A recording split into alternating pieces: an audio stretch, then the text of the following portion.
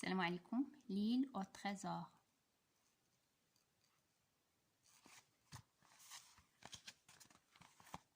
Le titre, ce que j'entends du tonneau. Non, pas moi, disait Silver. Flynn était le capitaine. Moi, je m'occupais de provisions. Dans cette affaire où j'ai perdu ma jambe. Le vieux P.O. a perdu les 2 yeux. Ah, le walrus du vieux Flynn. Ça, c'était un bon bateau. Je l'ai vu couvert de sang et chargé d'or à couler. Ce Flynn dit une autre voix. C'était le meilleur. David était un homme lui aussi, reprend Silver. Mais je n'ai jamais été sur un de ces bateaux. Non. D'abord avec Anglin.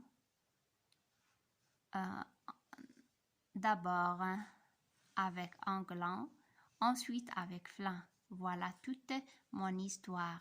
J'ai gagné 150 000 francs avec l'un et 500 000 avec l'autre. Ce n'est pas mal pour un simple marin.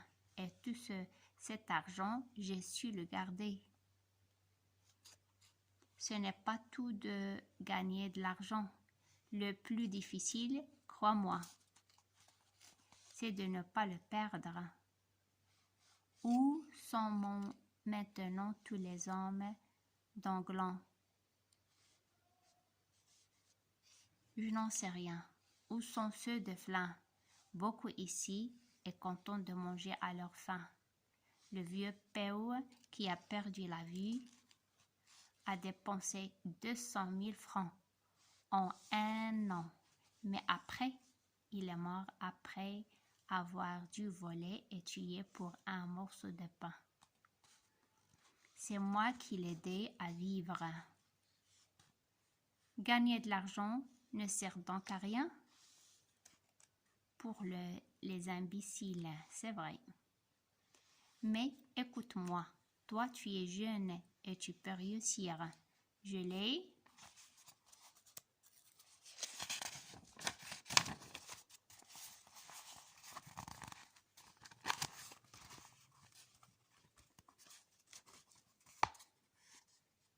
Je l'ai compris tout de suite.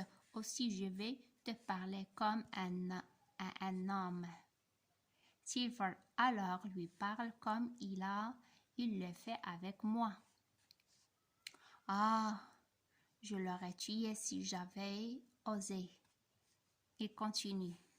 Oui, nous autres les pirates, nous menons une vie dure et nous pouvons être pendus.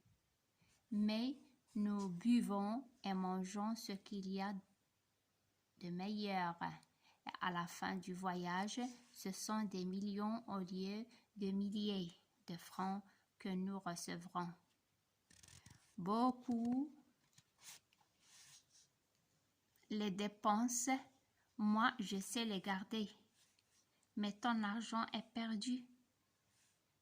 Tu n'oseras plus retourner à Bristol après ce que nous allons faire. Ma vieille femme est en train de vendre l'hôtel et elle m'apportera le tout. Crois-tu? J'en suis sûre. Quand quelqu'un trompe le vieux Jean, il ne reste pas longtemps dans le même monde que lui. Elle le sait. Elle en avait qui avaient peur de P.O. et d'autres de Flynn. Mais Flynn, lui, même avait peur de moi. Tu peux être tranquille. Sur le même bateau que moi. Ah, tu me fais du bien et je suis ton ami. Tu es un bon garçon, fait Silver, qui doit serrer la main de Dick. Tu seras avec nous et riche comme moi. Un troisième homme arrive à ce moment. Dick est avec nous. lui dit l'oncle Jean.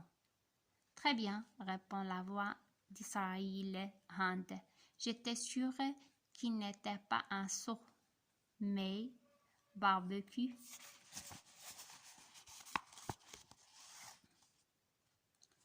Dis-moi, combien de temps allons-nous encore attendre? Je suis fatiguée de Smollett et de Trelawney. Je suis pressée de manger leur repas et de boire leur vin. Israël, écoute bien. Tu continueras de ne pas boire tant que je ne le permettrai pas. Compris? Bien sûr, répond And.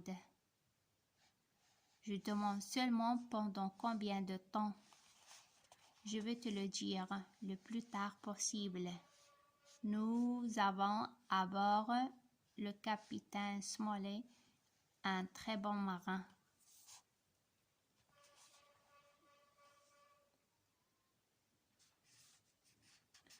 Tonneau.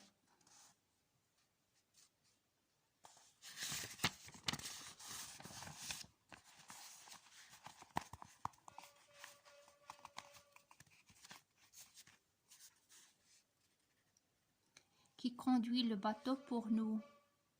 Le docteur ou le patron ont la carte. Avec eux, nous trouverons le trésor et nous l'apporterons à bord. Moi, je ne sais pas où il faut le chercher. Toi non plus. Alors, fais comme moi. Attends, aussitôt que l'or et l'argent seront à bord. Nous en finirons avec ces gens. Qu'est-ce que nous en ferons? Voilà un homme que j'aime. C'est ce que j'appelle parler affaires. Eh bien, qu'en penses-tu? Les laisser sur l'île ou bien les couper en morceaux? Billy disait, un mort ne mord pas. Tu as raison, nous les tuerons. Quand je serai riche, je ne veux plus revoir un seul de ces hommes. En attendant, il faut les laisser travailler pour nous. John, tu es un chef. Tu verras quand j'attraperai Trelawney. Je lui arracherai des épaules sa tête de sotte. Dick, ajoute-t-il, sois gentil, lève-toi et donne-moi une pomme, j'ai soif. Mon Dieu, que j'ai peur, je voudrais me sauver, mais je n'en ai pas la force. J'entends Dick se lever, mais And l'arrête et dit, non, John, ne mange pas de saleté, buvons plutôt du rhum. Dick reprend Silver. Israël a raison. Va nous chercher un pot de rhum, mais n'en prends pas trop. Rappelle-toi que je sais ce qui reste. Voilà la clé.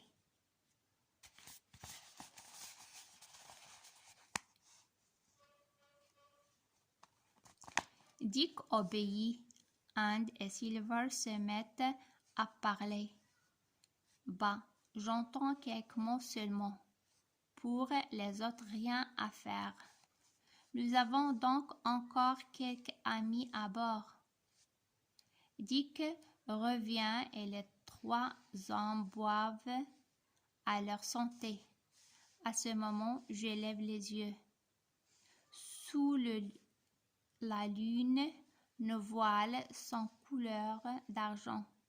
Presque en même temps, j'entends crier « Terre !» Et c'est fini pour aujourd'hui. À la prochaine, Inch'Allah. Assalamu alaikum wa rahmatullahi wa barakatuh.